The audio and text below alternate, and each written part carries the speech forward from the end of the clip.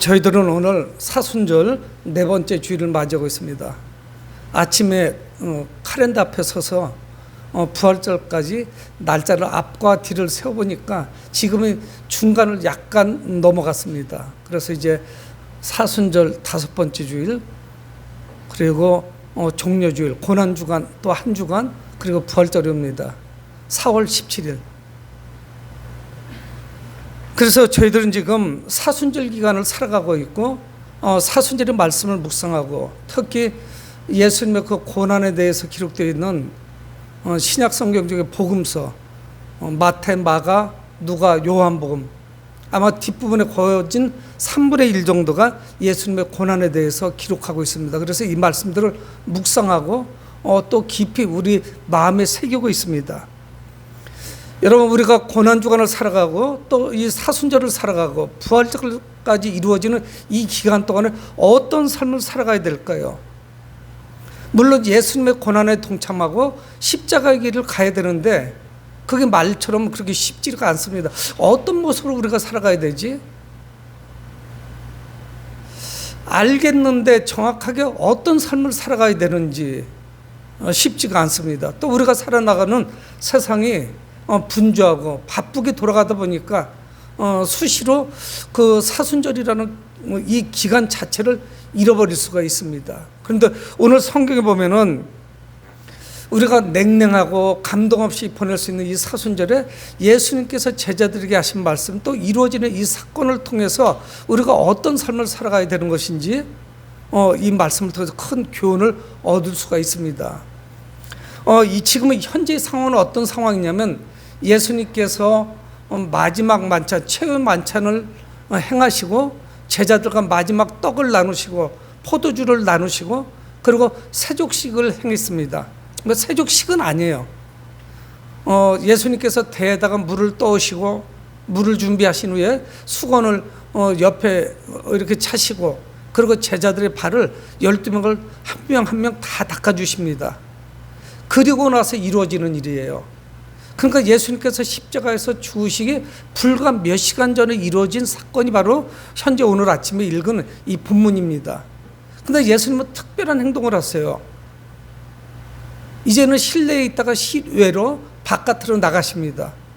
그래서 이제 가룟 유다는 자신의 일을 행하려고, 자신의 일은 무엇입니까? 예수님을 파는 거예요. 예수님을 팔기 위해서 나가고 어둠 속으로 그가 사라졌다고 성경은 말씀하고 있습니다. 그가 어둠 속으로 사라지고 예수님은 11명의 제자들을 이끌고 평소에 잘 가셨던 곳으로 가십니다. 그것이 어디냐면 오늘 성경에 나오는 겟세마네예요. 겟세마네 동산에 가시고, 그러고 나서 오늘 36절에 보면은 이에 예수께서 제자들과 함께 겟세마네를 하는 곳에 이르러 제자들에게 이르시되 내가 저기 가서 기도할 동안에 너희는 여기 앉아 있으라 말씀하세요. 좀 특별하죠?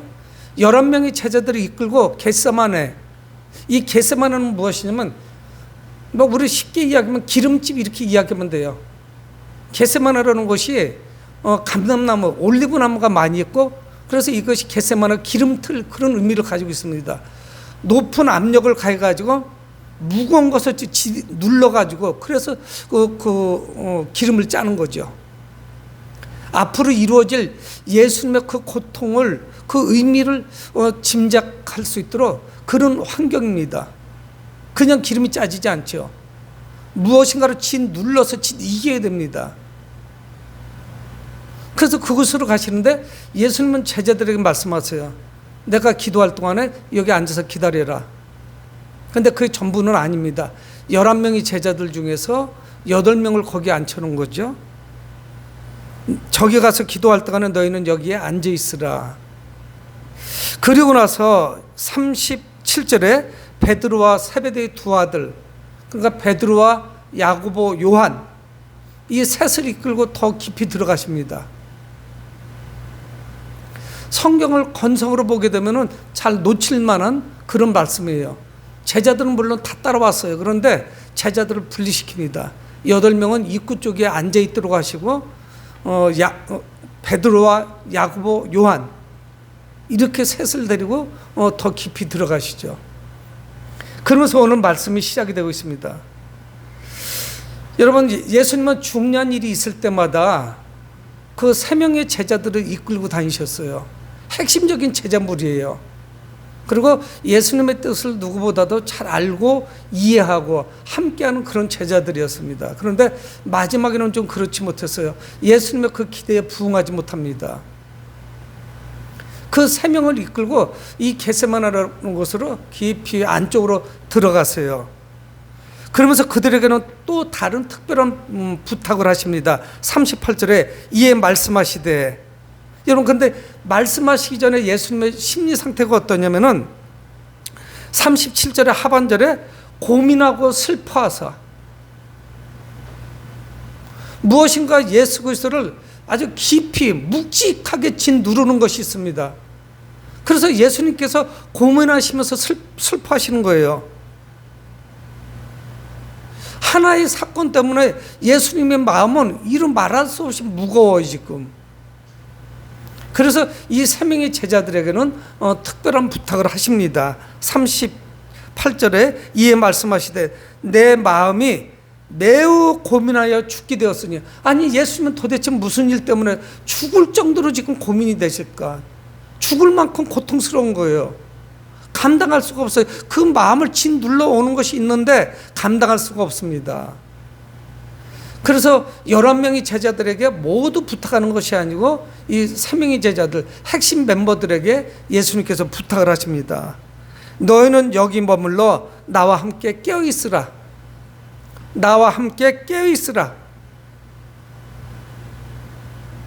여러분, 우리가 잠을 이루지 못하는 것은 수많은 고민과 갈등과 마음을 짓누르는 것이 있어서 잠을 못 자는 겁니다. 마음이 편하면 잠을 잘 이룰 수가 있죠. 고민하고 슬퍼하고 내가 고민하여 죽게 되었다. 성경은 그렇게 기록하고 있습니다. 그러니까 너희들은 나와 함께 깨어있으라. 예수님은 죄인들을 대신해서 이제 십자가에서 곧 죽게 되십니다. 불과 몇 시간 후면은 예수님은 이 세상 사람이 아니에요. 육신은 죽게 됩니다. 죽음을 당하죠. 그리고 하나님께 버림을 당합니다. 잠깐 이렇게 버림당하는 것이 아니에요. 잠깐, 그게 어떤 이벤트가 아니에요. 십자가 사건이. 그래서 십자가에서 잠깐 달렸다가 내려와라, 이것이 아닙니다. 사람들의 모든 죄를 짊어지고 대신 죽으시는 거예요. 그래서 인류가 그동안 지은 모든 죄를 예수님께서 몽땅 뒤집어 쓰시는 거예요. 갈라디아서 3장 13절에 그리스도께서 우리를 위하여 저주를 받은 바 되사 율법의 저주에서 우리를 속량하셨으니, 저주를 받으셨어요. 예수님 받으셨어요. 그래서 그 동안에 하나님이 계시지 않는 그런 상황, 하나님과 동떨어지는, 하나님으로부터 분리되는 그 고통을 감당할 수가 없습니다. 하나님께 버림받는 거예요. 그래서 성경은 우리를 속량하셨으니 기록된 바 나무에 달린 자마다 저주 아래 있는 자라 하였습니다. 그래서 그 마음이 고민하여 죽게 된 겁니다. 그래서 제자들과 그 고통을 함께 나누시길 원하죠. 근데 성경은 뭐라고 말씀하시냐면은 다른 복음서에 예수님께서 지금 그 3명의 제자들부터 떨어져 있는 것이 돌 던질 만큼, 이렇게 말씀하고 있어요. 돌 던질 만큼 그렇게 멀리 떨어져 있지 않다는 거예요, 예수님이. 그래서 우리 함께 나를 위해서 좀 기도해달라.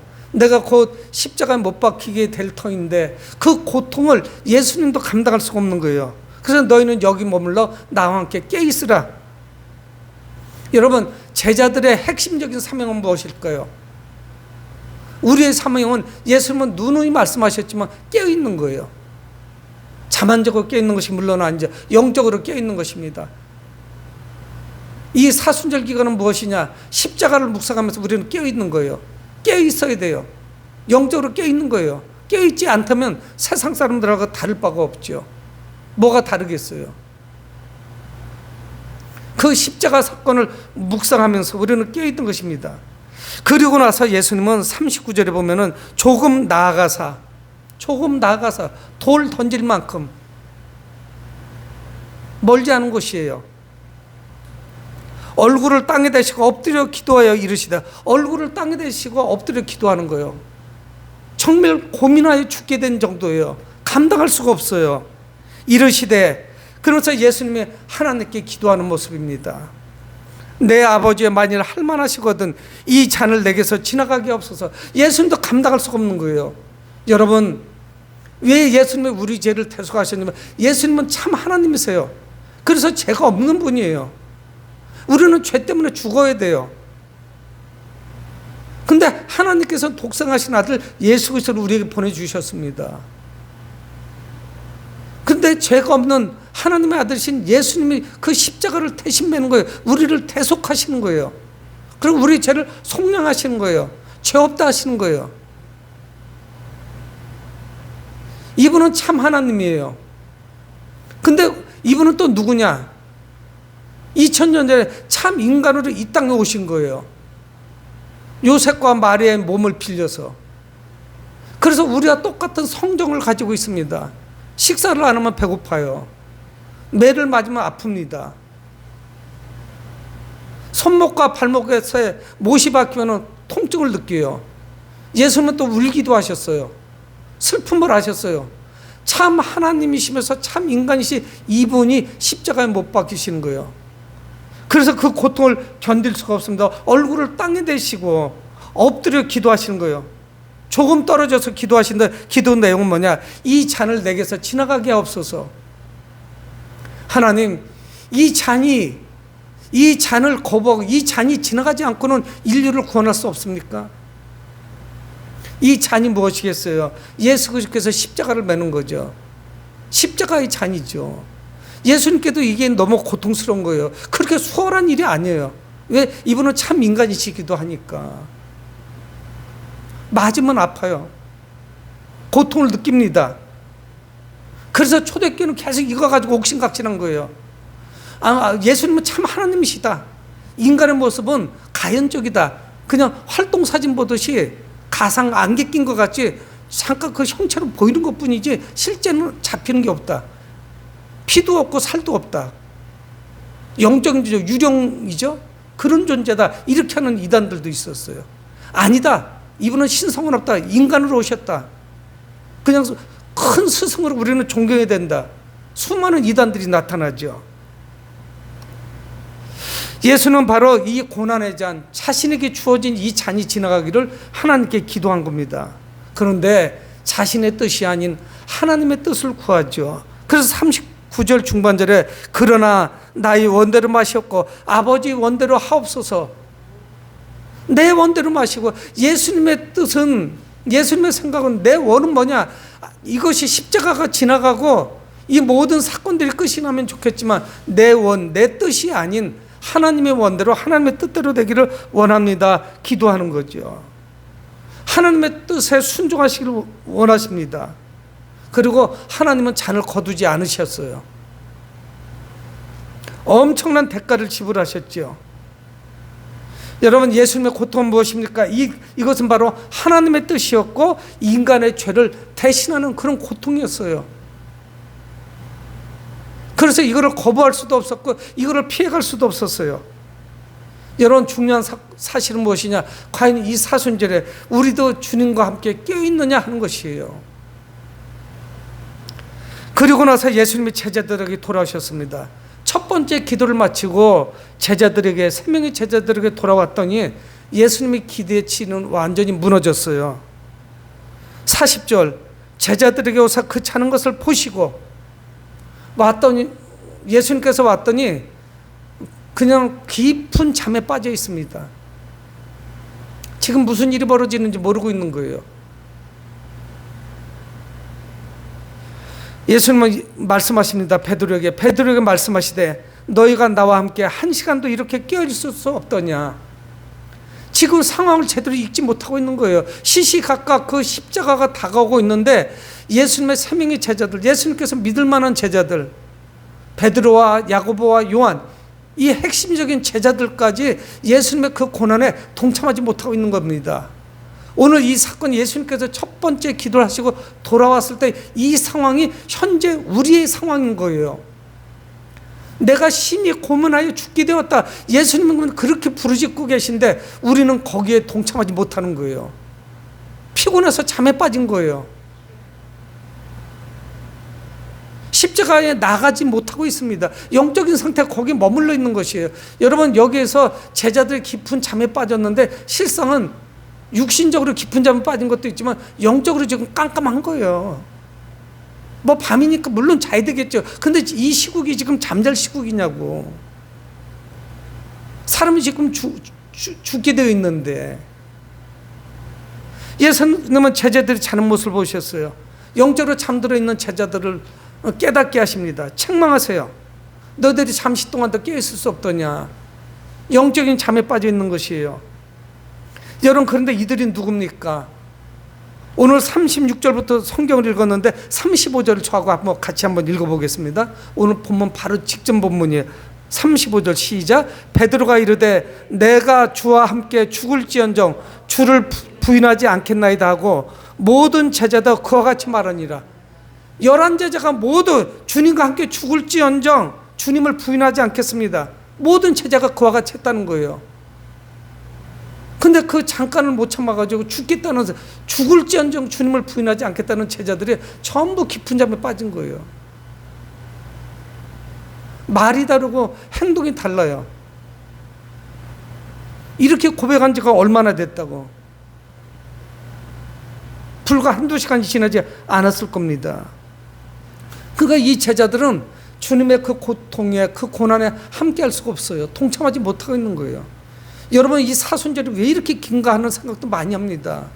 우리는 자꾸 잊혀져요. 이것이 단회적 사건이 아니에요. 일회성 사건이 아닙니다. 십자가의 사건이.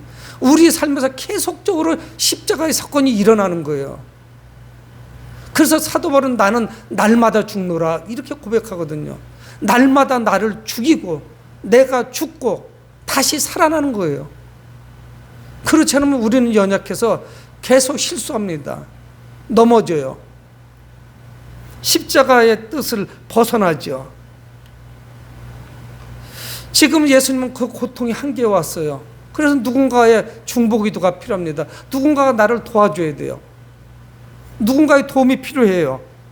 그래서 예수님은 41절에 다시 제자들에게 부탁하시는 거예요. 시험에 들지 않게 깨어 기도하라. 시험에 들지 않게 깨어 기도하라. 여러분, 깨어서 기도하지 않으면 백발백중입니다. 시험에 들 수밖에 없어요. 우리는 그래요. 우리의 어떤 영적인 구조나 삶이라든가 우리의 인격이라든가 우리가 형성된 모든 것이 구조 자체가 사람은 깨어있지 않으면 시험 듭니다. 깨어있지 않으면 늘 시험에 들고서 허덕이는 거예요. 시험에 들지 않게 깨어있으라. 예수님께서 제자들에게 말씀하신 거예요. 이제 앞으로 예수님께서 십자가에서 죽으시는 것으로 끝나지 않습니다. 불같은 시험이 찾아와요. 제자들도 이제 생명의 위협을 느끼게 돼요. 곧. 여러분, 우리가 살아나가는 이 세상도 늘 순탄하지 않습니다. 불같은 시험들이 찾아와요. 깨어있지 않으면 수시로 넘어지는 거예요. 넘어져서 무릎이 깨지고 부러지고 다치고 그래서 또 꺼이꺼이 울면서 또 일어나는 거예요. 영적으로 우리는 깨어있어야 돼요. 그래서 이 상황이 지금 무엇인지 민감하게 반응을 보여야 돼요. 내게 벌어지는 이 사건들이 무엇이지? 코로나가 내게 주는 교훈은 무엇이지? 그냥 세균이 불특정 다수에게 걸리는 거예요. 여러분, 그렇게 볼 일이 아니에요.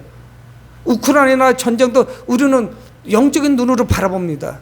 주변 국가들이 왜 저렇게 위협들을 하고 있는지, 우리 지정학적 위치가 이런데 지금 이 일들이 무엇인지 우리는 영적으로 바라봐야 돼요. 가정의 자녀가 지금 속을 썩입니까? 영적인 문제예요. 애가 문제가 아닙니다. 깨 있어야 되는 거예요. 모든 게 다 그래요. 사탄이 지배하고 있으니 그럴 수밖에 없겠죠. 여러분, 우리가 깨어서 기도할 때만이 하나님께로부터 능력을 받을 수가 있습니다. 세상을 이길 수가 있는 거예요. 예수님은 아셨어요. 왜 제자들이 잠자고 있는지. 그 제자들은 육체적으로 연약합니다. 그래서 예수님이 41절 중반절에 말씀하는 거예요. 마음에는 원이로되 육신이 약하도다. 기도하긴 해야 되는데 왜 이렇게 몸이 말을 안 듣지? 무거워서 못 일어나는 거예요. 안 일어나지는 거예요. 여러분, 이거는 무슨 특정한 기도를 말씀드리는 게 아니에요. 내 몸이 너무 무거운 거예요. 마음은 있어요. 그런데 마음을 추스리지 못하는 거예요. 육신을 이기지 못하는 거예요. 그래서 늘 한판으로 지는 거예요. 우리 육체가 우리 마음이나 영혼을 한판승으로 이겨버려요. 그래서 나는 다운돼 버리죠. 확 늘어지는 그런 경험을 너무 많이 합니다. 여러분, 우리는 연약하고 분명히 한계가 있어요. 예수님도 아신 거예요. 근데 그걸 극복하고 이기셔야 돼요. 깨어 있어야 돼요. 깨어서 기도해야 되는 것입니다. 그리고 나서 예수님은 두 번째 기도하러 가세요. 42절에 다시 두 번째 나가 기도에 이르시되 내 아버지여, 만일 내가 마시지 않고는 이 잔이 내게서 지나갈 수 없거든 아버지의 원대로 되기를 원하나이다. 첫 번째 기도와 내용은 대동소이하지만 예수님은 더 확신에 찬 기도를 드립니다. 그 잔을 마실 거예요. 십자가를 맬 계획이에요. 아버지의 원대로 할 겁니다. 두 번째 기도의 내용은 확신에 찬 기도를 드리고 있는 거예요. 예수님께서 마셔야 될 잔인 그 십자가를 매실 겁니다. 여러분, 십자가의 죽음은 예수님에게도 두려움이었어요. 그 고난, 그 고통, 예수님께 또 그것이 시험이었고 유혹이었어요. 여러분, 우리는 수시로 시험하고 유혹이 합니다. 우리가 생시에 깨어서 기도할 때 이렇게 살아있는 동안, 눈 뜨고 있는 동안, 활동하는 동안에는 그래도 우리의 어떤 이성, 믿음, 기도했던 거, 성경 말씀 이런 것이 종합적으로 작동을 해서 이겨나가는데 꿈속에도 지배한다니까요. 악한 것들은. 이건 무의식의 세계 아니에요. 내가 꼭 그런 생각을 했던 거 아닌데도 꿈에서도 헷갈리게 한다니까요. 늘 영적이고 통쾌하고 기분 좋은 꿈이 아니에요. 우리를 넘어뜨리려고 하는 거예요. 그래서 우리의 제일 연약한 부분을 자꾸 그것이 꿈틀대면서 건들지요. 우리는 시험과 유혹으로부터 자유롭지 않습니다. 환경만 주어지면 누구나 죄를 범할 수 있어요. 여러분, 시험을 이길 수 있는 유일한 길이 뭡니까? 깨어 있어야 돼요. 기도하셔야 되는 거예요. 그래서 우리는 육체의 연약함을 극복하고 그 기도의 자리로, 하나님의 앞자리로 나가야 되는 것이에요. 그러지 않고는 못 이겨요. 십자가의 길을 예수님의 제자들이 동행했어야 되는데 모두 실패했습니다. 11명 중에 한 명도 긴장하고 깨어서 기도한 제자들이 없어요. 예수님은 두 번째 기도를 마치고 또 다시 돌아왔어요. 43절에 다시 오사 보신즉 그들이 자니, 여전히 자는 거예요.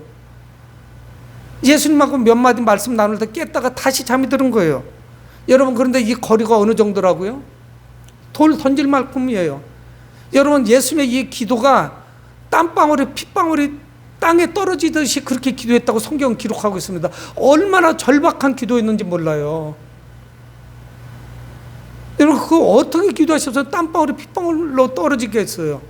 온 정신을, 육체를 쥐어짜는 그런 기도였어요.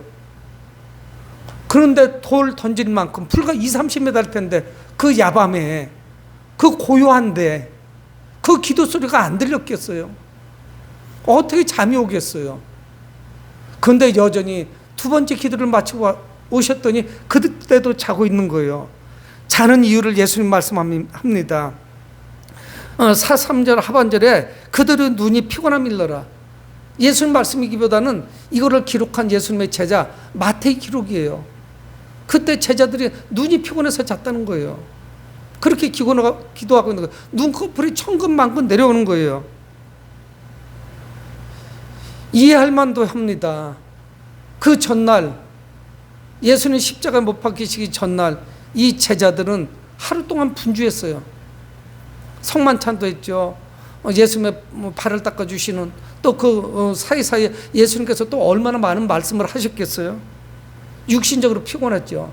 잠잘 시간이 훨씬 지났습니다. 한참 그 야밤에 지금 예수님 기도하시고 피곤해서 잠이 잤겠죠. 그 눈이 피곤함 일어라. 성경 그렇게 기도하고 있습니다. 예수님은 똑같은 말씀을 하세요. 44절 하반절에 보면은 4번째 같은 말씀으로 기도하신 후 그러고서 다시 돌아오죠. 이제 모든 것이 끝났습니다. 4번째 돌아오셨어요.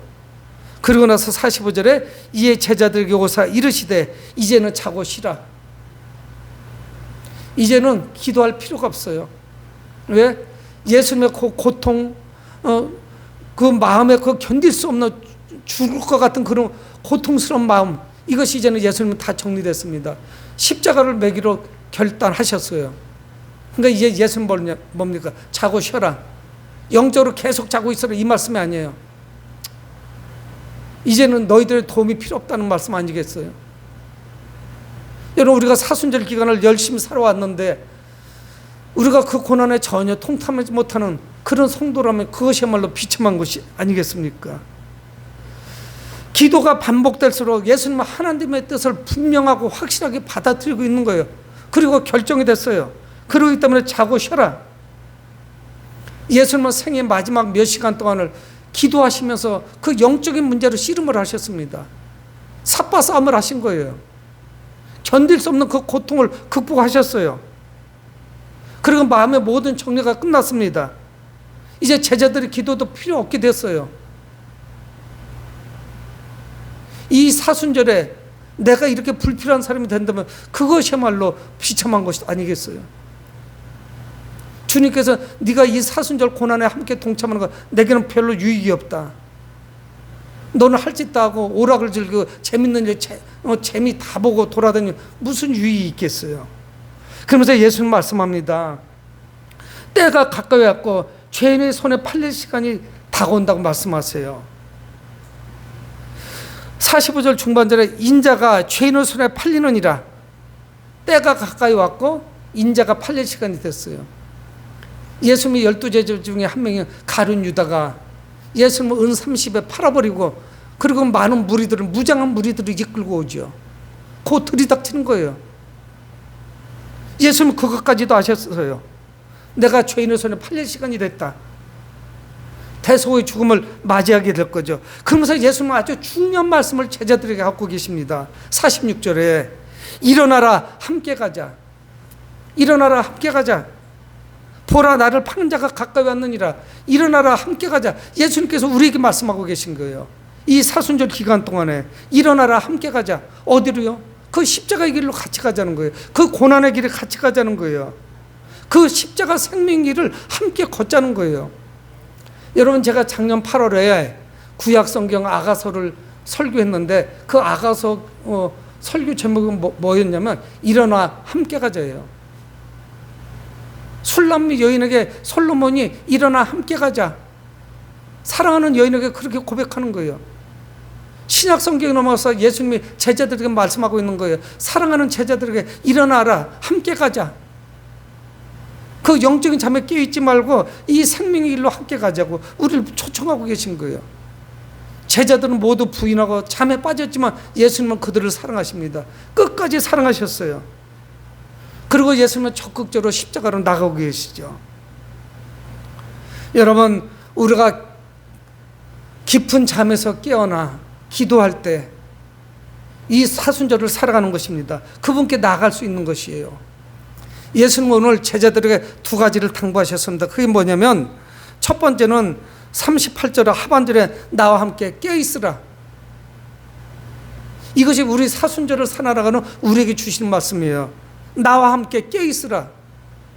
그리고 또 하나는 뭐냐면 오늘 46절 마지막 말씀에 일어나라 함께 가자. 두 개 다 뭐냐면 함께 하자는 거예요. 주님이 이 사순절에 함께 하자는 거예요. 이 십자가 이 절기에 같이 하자는 거예요. 함께 하자는 거예요.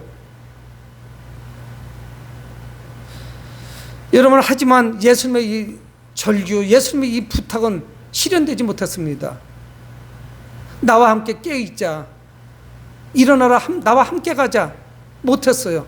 제자들은 뿔뿔이 다 도망갔습니다. 예수님께서 체포되는 순간에. 여러분, 예수님은 오늘도 우리들에게 함께 하자고 말씀하고 있습니다.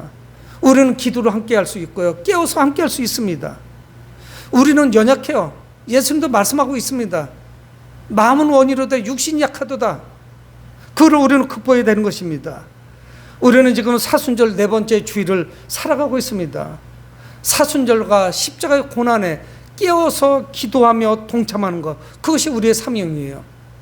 그것이 이 절기를 살아가는 우리들이 행해야 될 그런 일입니다. 여러분, 우리는 일어나서 십자가 예수님께 나갈 수 있어요. 십자가 예수님께 나갈 수 있어요.